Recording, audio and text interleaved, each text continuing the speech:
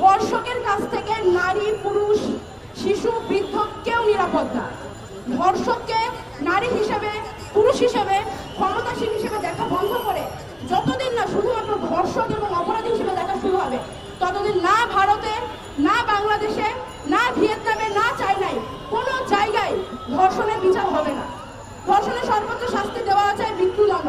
আমাকে একটু আপনারা মনে করে বলুন, শেষ কবে বাংলাদেশে ধর্ষণের অপরাধে মৃত্যুদণ্ড সংঘটিত হতে দেখেছিলেন? আইন আছে কিন্তু বিচার নাই। যখন